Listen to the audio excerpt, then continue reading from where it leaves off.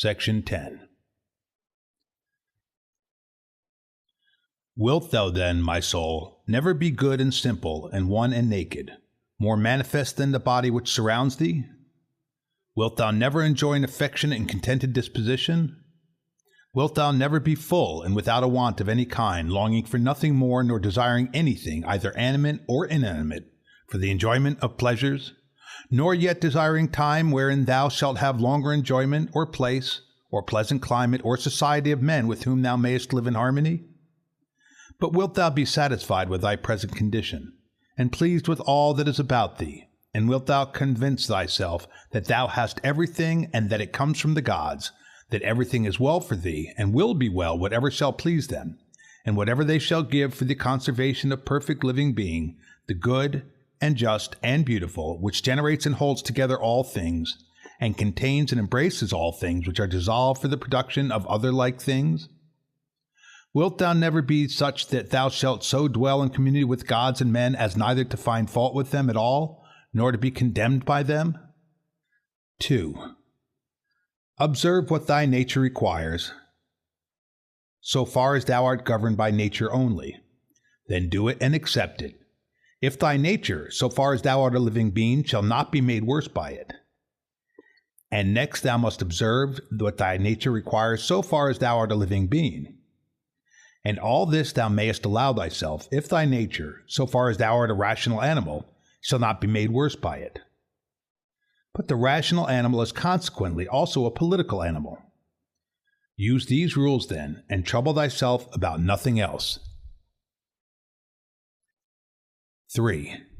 Everything which happens, either happens in such wise as thou art formed by nature to bear it, or as thou art not formed by nature to bear it. If then it happens to thee in such a way as thou art formed by nature to bear it, do not complain, but bear it as thou art formed by nature to bear it.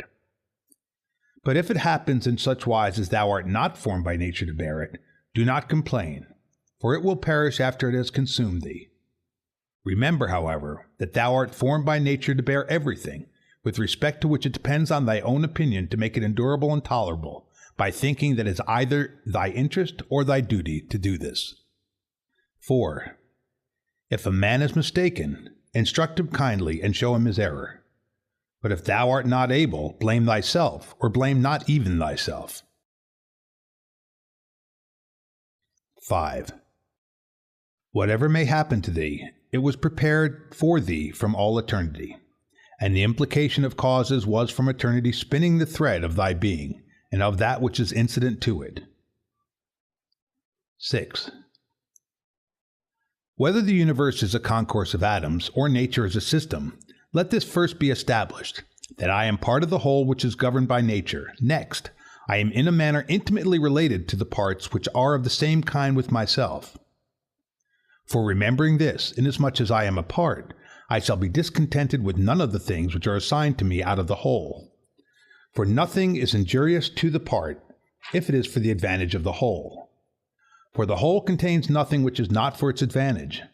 And all natures indeed have this common principle, but the nature of the universe has this principle besides, that it cannot be compelled even by any external cause to generate anything harmful to itself. By remembering then that I am part of such a whole, I shall be content with everything that happens, and inasmuch as I am in a manner intimately related to the parts which are of the same kind with myself, I shall do nothing unsocial, but I shall rather direct myself to the things which are of the same kind with myself, and I shall turn all my efforts to the common interest, and divert them from the contrary. Now, if these things are done so, life must flow on happily, just as thou mayest observe that the life of a citizen is happy, who continues a course of action which is advantageous to his fellow citizens, and is content with whatever the state may assign to him. 7. The parts of the whole, everything I mean, which is naturally comprehended in the universe, must of necessity perish. But let this be understood in this sense, that they must undergo change. But if this is naturally both an evil and a necessity for the parts, the whole would not continue to exist in a good condition, the parts being subject to change and constituted so as to perish in various ways. For whether did nature herself design to do evil to the things which are parts of herself, and to make them subject to evil and of necessity fall into evil, or have such results happened without her knowing it? Both these suppositions indeed are incredible, but if a man should ever drop the term nature as an efficient power, and should speak of these things as natural, even then it would be ridiculous to affirm at the same time that the parts of the whole are in their nature subject to change, and at the same time to be surprised or vexed as if something were happening contrary to nature, particularly as the dissolution of things into those things of which each thing is composed. For there is either a dispersion of the elements out of which everything has been compounded, or a change from the solid to the earthy, and from the airy to the aerial, so that these parts are taken back into the universal reason, whether this at certain periods is consumed by fire or renewed by eternal changes. And do not imagine that the solid and the airy part belong to thee from time of generation. For all this received its accretion only yesterday, and the day before, as one may say, from the food and the air which is inspired. This, then, which have received the accretion, changes not that which thy mother brought forth. But suppose that this, which thy mother brought forth, implicates thee very much with the other part, which has the peculiar quality of change. This is nothing, in fact, in the way of objection to what is said. 8. When thou hast assumed those names, good, modest, true, rational, a man of equanimity and magnanimous, take care thou dost not change these names, and if thou should lose them, quickly return to them. And remember that the term rational was intended to signify a discriminating attention to every several thing and freedom from negligence, and that equanimity is the voluntary acceptance of the things which are assigned to thee by the common nature, and that magnanimity is the elevation of the intelligent part above the pleasurable or painful sensations of the flesh, and above that poor thing called fame, and death, and all such things. If, then, thou maintainest thyself in the possession of these names, without desiring to be called by these names by others, thou wilt be another person and wilt enter on to another life.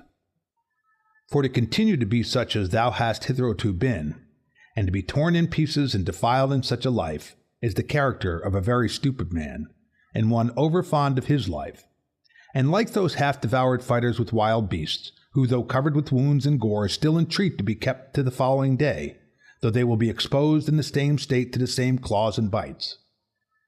Therefore, fix thyself in the possession of these few names, and if thou art able to abide in them, abide as if thou wast removed to certain islands of the happy. But if thou shalt perceive that thou fallest out of them and dost not maintain thy hold, go courageously into some nook where thou shalt maintain them, or even depart at once from life, not in passion, but with simplicity and freedom and modesty, after doing this one laudable thing at least in thy life, to have gone out of it thus.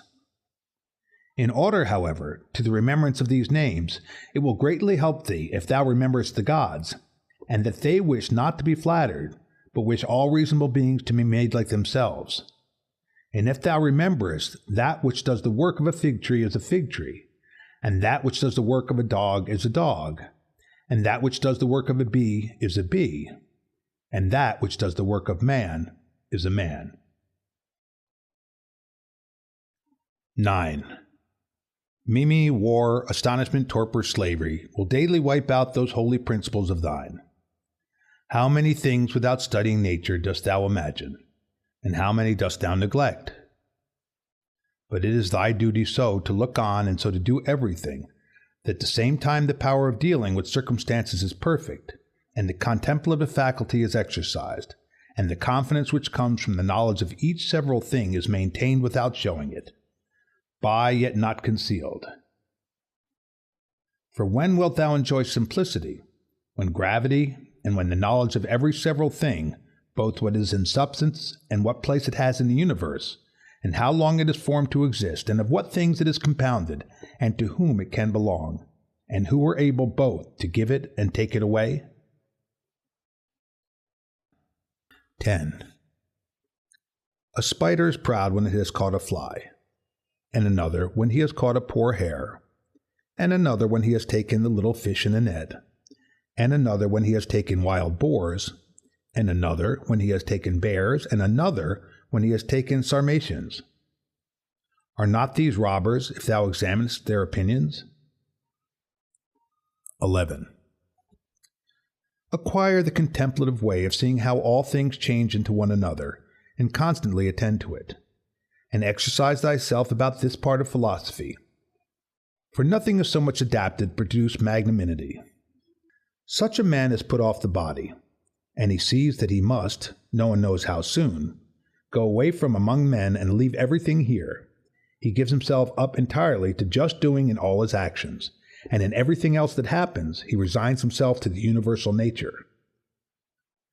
But as to what any man shall say or think about him or do against him, he never even thinks of it, being himself contented with these two things, with acting justly in what he now does, and being satisfied with what is now assigned to him.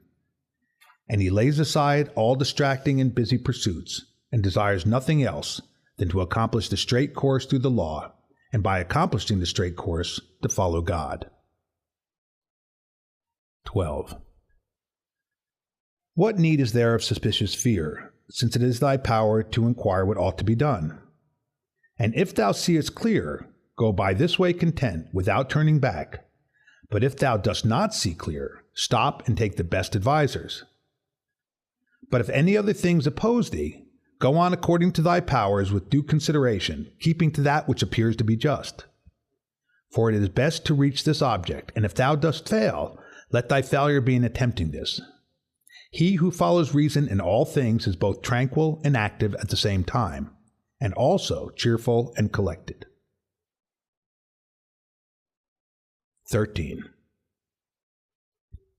Inquire of thyself, as soon as thou wakest from sleep, whether it will make any difference to thee if another does what is just and right. It will make no difference. Thou hast not forgotten, I suppose, that those who assume arrogant airs in bestowing their praise or blame on others are such as they are at bed and at board, and thou hast not forgotten what they do, and what they avoid, and what they pursue, and how they steal and how they rob, not with hands and feet, but with their most valuable part, by means of which there is produced, when a man chooses, fidelity, modesty, truth, law, a good demon, and happiness. 14. To her who gives and takes back all, to nature, the man who is instructed and modest says, "Give what thou wilt, take back what thou wilt." And he says this not proudly, but obediently and well pleased with her. 15. Short is the little which remains to thee of life. Live as on a mountain, for it makes no difference whether a man lives there or here, if he lives everywhere in the world as an estate. Let men see, let them know a real man who lives according to nature. If they cannot endure him, let them kill him, for that is better than to live like this. 16. No longer talk at all about the kind of man that a good man ought to be, but be such. 17.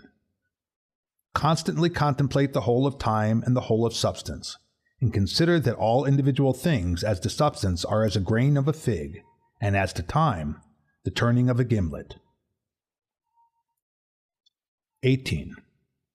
Look at everything that exists, and observe that it is already in dissolution and in change, and as it were putrefaction or dispersion, or that everything is so constituted by nature as to die. 19. Consider what men are when they are eating, sleeping, generating, easing themselves, and so forth. Then what kind of men they are when they are imperious and arrogant, or angry and scolding from their elevated place. But a short time ago, to how many they were slaves, and for what things? And after a little time, consider in what a condition they will be. 20. That is for the good of each thing, which the universal nature brings to each, and it is for its good at the time when nature brings it. 21. The earth loves a shower, and the solemn aether loves, and the universe loves to make whatever it is about to be. I say then to the universe, that I love as thou lovest, and is not this too said, that this or that loves as wont to be produced? 22. Either thou livest here, and hast already accustomed thyself to it, or thou art going away, and this was on thy own will, or thou art dying, and hast discharged thy duty. But besides these things there is nothing.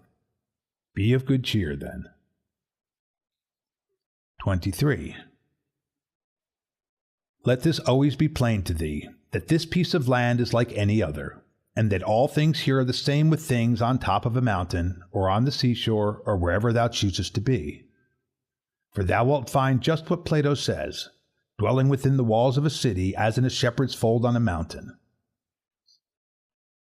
24. What is my ruling faculty now to me? And of what nature am I now making it? And for what purpose am I now using it? Is it void of understanding? Is it loosed and rent asunder from social life? Is it melted into and mixed with the poor flesh so as to move together with it? 25. He who flies from his master is a runaway, but the law is master, and he who breaks the law is a runaway. And he also who is grieved or angry or afraid is dissatisfied because something has been, or is, or shall be of the things which are appointed by him who rules all things. And he is law, and assigns to every man what is fit. He then who fears or is grieved or is angry is a runaway. 26. A man deposits seed in a womb and goes away, and then another cause takes it, and labors on it, and makes a child. What a thing from such a material! Again, the child passes food down the throat, and then another cause takes it and makes it perception and motion. And in fine life and strength and other things, how many and how strange! Observe then the things which are produced in such a hidden way, and see the power just as we see the power which carries things downwards and upwards, not with the eyes, but still no less plainly. 27. Constantly consider how all things such as they now are in time past also were, and consider that they will be the same again.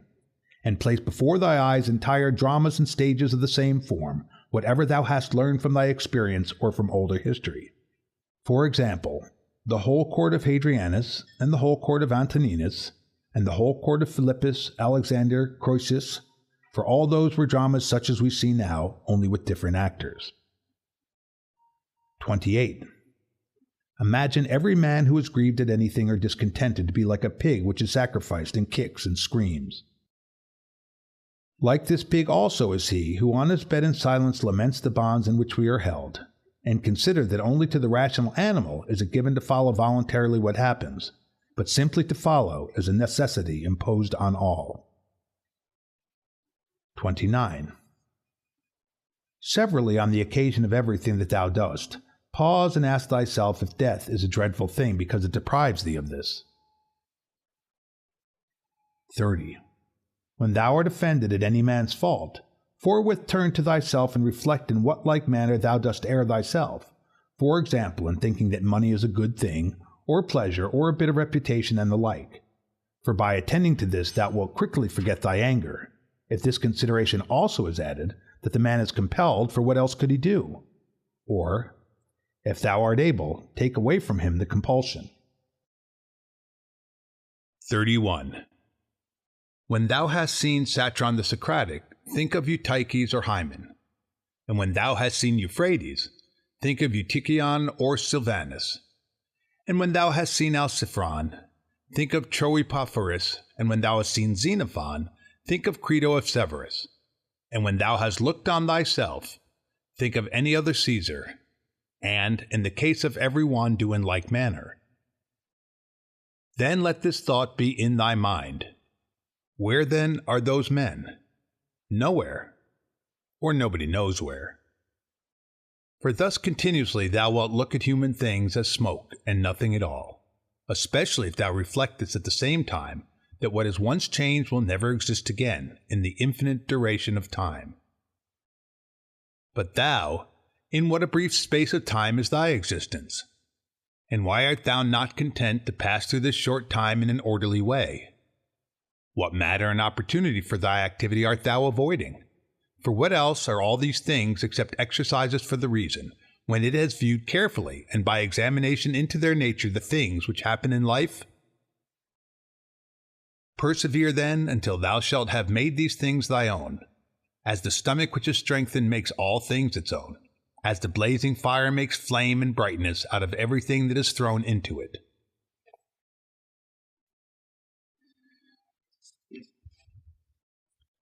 (32) Let it not be in any man's power to say truly of thee that thou art not simple, or that thou art not good. But let him be a liar whoever shall think anything of this kind about thee, and this is altogether in thy power. For who is he that shall hinder thee from being good and simple? Do thou only determine to live no longer, unless thou shalt be such? For neither does reason allow thee to live, if thou art not such. 33.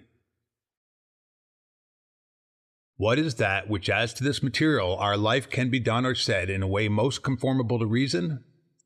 For whatever this may be, it is in thy power to do it or say it, and do not make excuses that thou art hindered. Thou wilt not cease to lament till thy mind is in such a condition that, what luxury is to those who enjoy pleasure, such shall be to thee in the matter which is subjected and presented to thee, the doing of things which are conformable to man's constitution. For a man ought to consider as an enjoyment everything which is in his power to do according to his own nature.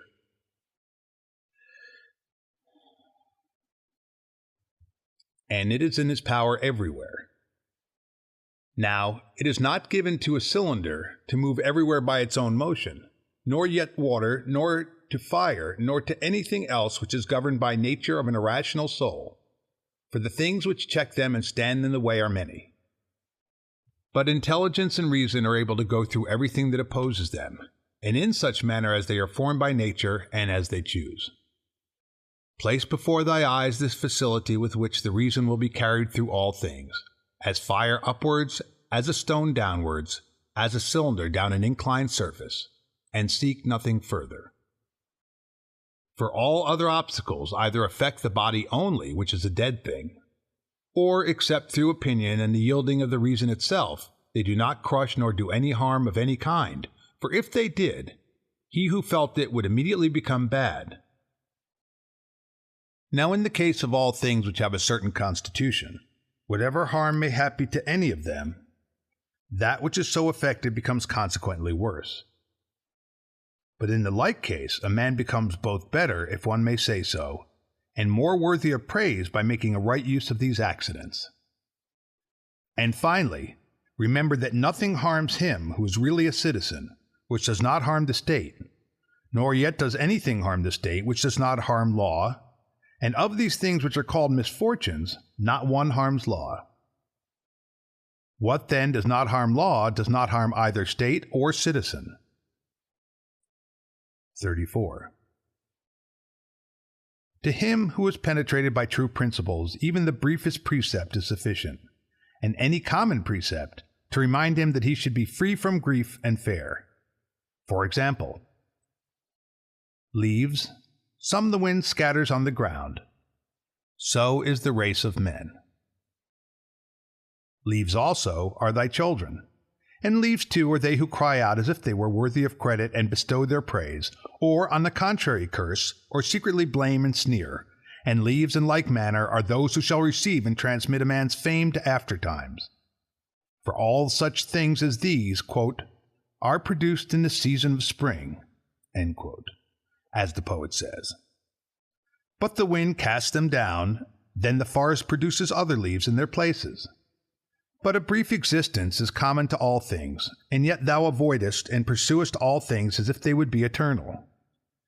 A little time and thou shalt close thy eyes, and him who has attended thee to thy grave another soon will lament. 35. The healthy eye ought to see all visible things and not to say, I wish for green things, for this is the condition of a diseased eye. And a healthy hearing and smelling ought to be ready to perceive all that can be heard and smelled. And a healthy stomach ought to be with respect to all food just as the mill with respect to all things which it is formed to grind. And accordingly, the healthy understanding ought to be prepared for everything which happens, but that which says, let my dear children live, and let all men praise whatever I may do, is an eye which seeks for green things, or teeth which seek for soft things. 36. There is no man so fortunate that there shall not be by him when he is dying some who are pleased with what is going to happen. Suppose that he was a good and wise man. Will there not be at last someone to say to himself, "Let us at last breathe freely, being relieved from this schoolmaster"? It is true that he was harsh to none of us, but I perceive that he tacitly condemns us.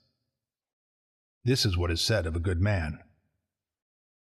But in our own case, how many other things are there for which there are many who wish to get rid of us? Thou wilt consider this then when thou art dying, and thou wilt depart more contentedly by reflecting thus: I am going away from such a life, in which even my associates, in behalf of whom I have striven so much, prayed and cared, themselves wish me to depart, hoping perchance to get some little advantage by it. Why, then, should a man cling to a longer stay here?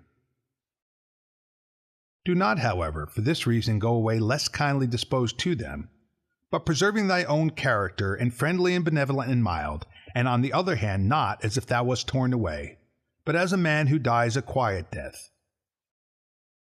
The poor soul is easily separated from the body. Such also ought thy departure from men to be, for nature united thee to them and associated thee. But does she now dissolve the union? Well, I am separated as from kinsmen, not, however, dragged resisting, but without compulsion, for this too is one of the things according to nature. 37. Accustom thyself as much as possible on the occasion of anything being done by any person to inquire with thyself, for what object is this man doing this? But begin with thyself and examine thyself first. 38. Remember that this which pulls the strings is the thing which is hidden within. This is the power of persuasion. This is life. This, if one may say so, is man. In contemplating thyself, never include the vessel which surrounds thee, and these instruments were attached about it. For they are like to an axe, differing only in this, that they grow to the body.